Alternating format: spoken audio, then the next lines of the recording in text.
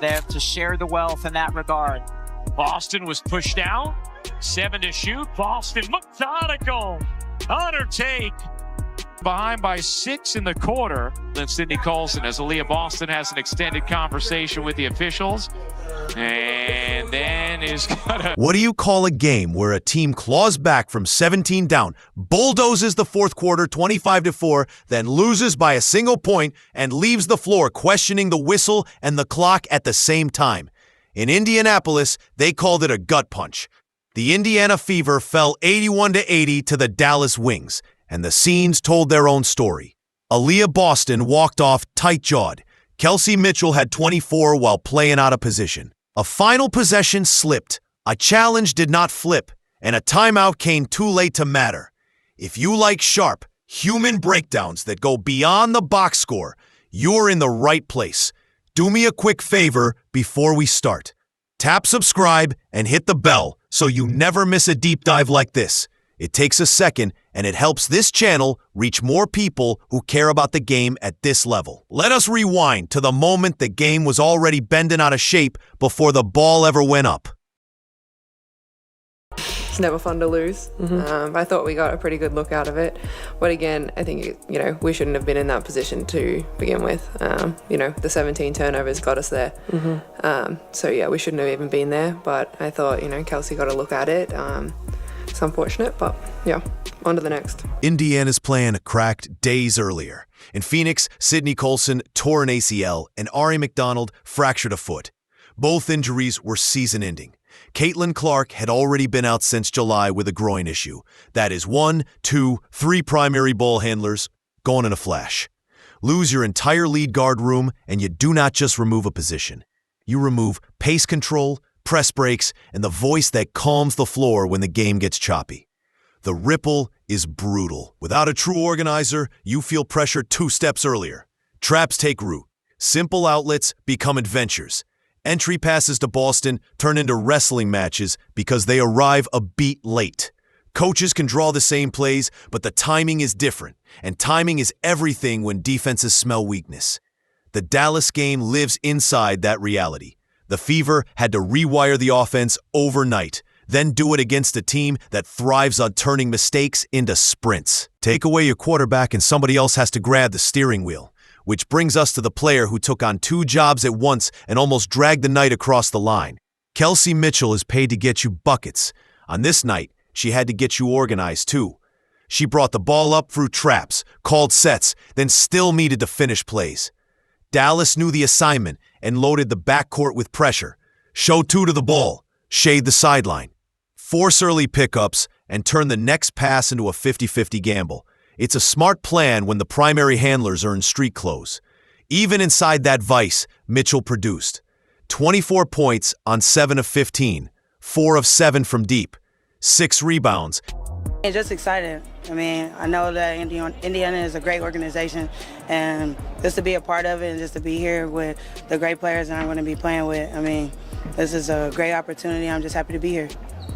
What's the most important thing for you in a situation like this to just get acclimated, just to kind of get your feet under you and feel your way around the new spot here? It's not my first time just coming to a new team and coming in and just being me. The biggest thing is just doing what I do best. Playing defense, playing hard, doing whatever the team needs. Obviously, I know they've been down with the injuries. Prayers up for Sid and Ari. Love them both. But like I said, I'm excited to be here, and I'm not going to do too much. But whatever coach tells me to do is what I'm going to do and have fun and enjoy my teammates. And a string of shots that arrived exactly when the building needed air. Those numbers are clean, but they do not show the toll. Score, then break pressure, then score again, then read a second defender on the catch. Then sprint back because a live ball turnover became a Dallas layup. Leadership shows up in the moments you stop the bleeding and choose the right risk. You want the hidden bill for losing your point guards? You see it best in the possessions that never became shots. That's the next layer of the story. 17 turnovers, 27 Dallas points. That's more than a quarter of the Wings' total before Indiana could even settle into a half-court look. This is not just sloppiness. It's structural. When you stop possessions under duress, the margin for error shrinks to nothing. A lazy pass is not just a turnover. It's a runway for the other team. You can't defend a 2-on-1 that begins at midcourt. You can't build rhythm when every third trip is a jailbreak. Turnovers also change mood. You could feel runs swing off a single bad handoff or a telegraph skip. The arena tightens. Legs get heavier because you're playing uphill. Every one of those giveaways steals a chance to feed Boston on time or to spring a shooter with a clean catch. Yet Indiana kept throwing counterpunches. That does not happen without help beyond the headliners. The bench and role players lit fires at the right moments. Let us give them their due before the whistle takes over the conversation. Next up, the people who changed the temperature of the room. This was not a one-woman rescue. It was a stitched-together response from a group that refused to fold. Sophie Cunningham added 14 and played with an edge that the crowd could feel. Her shot-making showed up exactly when a stop needed a score on the other end to matter. She dove on the floor, chirped, and gave the game chucked on every freaking possession and never gets a call off the ball, she told reporters. Aaliyah is the worst officiated post player in the league. It was blunt, direct, and left no doubt how she, and her roster, felt about the standard applied to their stars. Yeah, I mean, I think it was a physical game, you know. I think there's a double standard in how people get their calls. I think Kelsey Mitchell, number one, is held or chucked on every freaking possession and never gets a call off the ball. I think Aliyah Boston is the worst officiated post player in the league. She never gets a call. And you know, there's a double standard there, certainly. But you know, again, if it's going to be physical and you're gonna allow us to be physical, then allow both teams to be physical. If you're going to call the holds and you're going to call the chucks, and you're going to then call it both ways. So I mean, I think that we've been pretty consistent in what we're asking for, and I didn't feel like it was consistent, especially for those two. I think you could call a foul every time down the floor for those two. Some voltage. After a heated moment with officials she later apologized for, her message still rang clear. Compete loudly. Chloe Bibby put up one of those sneaky stat lines that change a quarter. 11 points in 12 minutes, perfect 3 of 3 from D, and one timely triple during a Dallas push that forced the Wings timeout and gave Indiana the breath it needed. Natasha Howard was the anchor inside, a 12 and 12 with 3 blocks, the kind of presence that turns layups into floaters and floaters into resets. Aaliyah Boston mauled on touches, still stacked 14 and kept the offense honest when jumpers went quiet. Do not forget Lexi Hull. No box score pop, but a singular job. Make every Paige Becker's touch feel like work. Chase over, fight through, blow up the angles that feed easy looks. Put those pieces together and you get a fourth quarter that tilted on effort, which sets up the stretch everyone will talk about. Indiana stepped on the gas, stopped stacked. Dallas stopped breathing. The Fever ripped off a 25-4 fourth that flipped energy and belief. You felt it in the sound. Mitchell pulled from several feet beyond the arc and barked at the group to lock in. Cunningham hit a corner shot that rocked the side. What's the reaction been from you guys, the players, the coaches, to losing Sid and Ari? Yeah, I mean, first and foremost, just brokenhearted for them. You know, they're two really good people that you hate to see this happen to. You know, they've been an integral part of what we've been doing, and so hate it for them. You know, unfortunately, it's part of the deal, and we've got to roll with it. And you know, we've got players in that locker room who believe in one another. Players in that locker room who are as competitive as all get out. We've got versatility, and it's going to have to be on full display. You know, so I think now it's about playing to honor them, right, and playing for them. Bibby answered a mini run with a dagger from the wing. Boston spun through contact for an easy 2. Defense fed offense, and suddenly a double-digit hole was dust. Runs like this do more than change numbers. They change posture. The opponent starts looking for the whistle. Hands drop, shoulder slump. Coaches huddle because their first plan is burning. With 11.7 seconds left, the Fever had the ball, a timeout available, and momentum. Down 1. You know what comes next because you've seen versions of it 100 times. The decision at the end of the game is often the only one anyone remembers. The choice Indiana made has already been debated to death, and for good reason. Rebound secured, 11.7 seconds. Indiana pushed, no timeout. Kelsey Mitchell flowed into a contest. Kelsey obviously can play make, as she showed in the last game, but it's not like her most natural way of playing, I would say. Do you have to tell her to focus on that? Does she just kind of know that as the primary ball handler in these games, she'll do it? How does that kind of process work when it's not a true point guard at the one? Yeah, I mean, I want her to just do what she's been doing. You know, she's been excellent all year long. She's been efficient all year long. Her decision-making has been on point all year long. The mid-range, miss, Dallas rebound, 1.7 seconds. Stephanie White finally signaled time, but the window for a set action had closed. Afterward, White did something rare in real time. She owned the moment. She said she probably should have used it around a 3-second mark. Why does that matter? Because these are the thin edges coaches live on. Trust a flow and hope the defense is retreating and unorganized. Or buy yourself a whiteboard and a map. With a timeout, you could script 2 clean reads. Deep seal for Boston on the first beat. Or a hand back 3 for a shooter if Dallas top locks the first option. No gray area. Instead, Indiana chose the quick strike and paid for the fraction of a second where the look was not clean enough.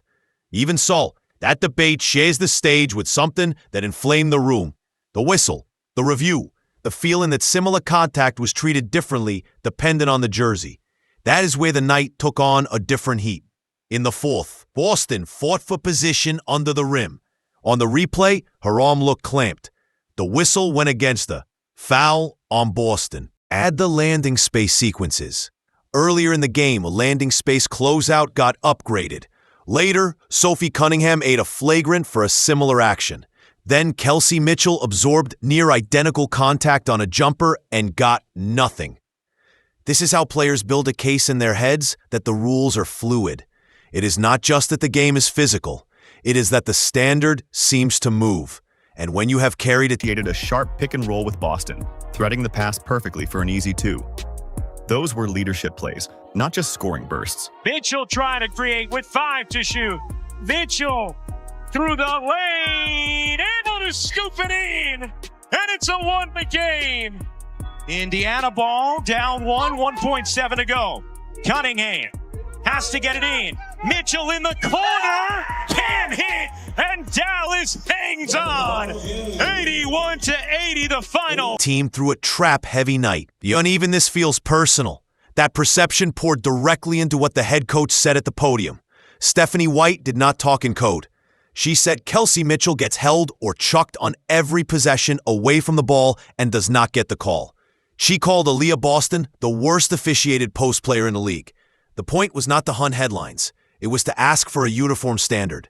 If you're going to allow a physical tone, allow it on both ends. If you're going to call holds and offhand bumps, apply it evenly. Players processed it in real time.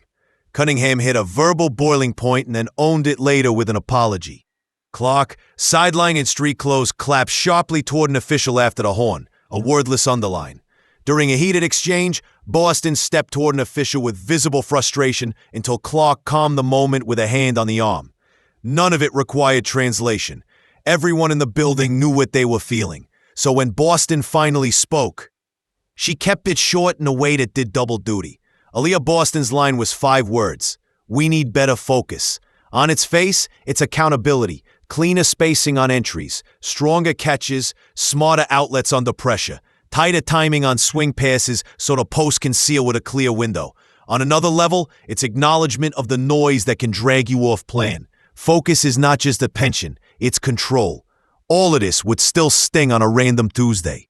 It stings more when the standings are tight and the opponent is not supposed to be the one making your road harder. Dallas is a bottom 3 side this year, more concerned with draft position than top seeds.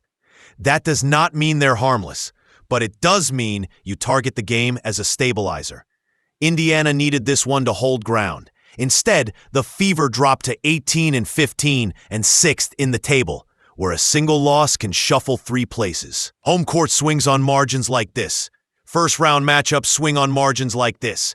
Confidence in late-game reps swings on margins like this too, because players remember the last taste more than the last practice. Those truths can sit side by side without contradicting each other, which raises the only question that matters. Chloe, you were on the floor during that late third stretch when the Wings went on that run. What did you see that went sideways for you guys in that stretch? We were just turning over the ball. I mean, yeah, as I said, the 17 turnovers, and I think we just didn't match their physicality, and, you know, we needed to clean it up, and I think that's what happened in the fourth when the girls come in and they really looked after the ball and, you know, shared the ball in offensively, and I think that's how we got into more of a groove. It really started defensively, and in that third, we just let it slide. They had way too many, you know, points off our turnovers. Matters before the next tip. What changes now? Not in theory, but in the very next close game. You cannot wait for health to fix execution. There are fixes you can install immediately. Start with a late game menu that is short and deadly. 2A options, 1B. Everyone knows the reads. Option 1, a quick cross screen into a deep seal for Boston with a weak side lift to clear help. If denied, flow into a handback 3 for your best catch-and-shoot guard. Option B, a ram screen into a slip if the top lock takes away the first action.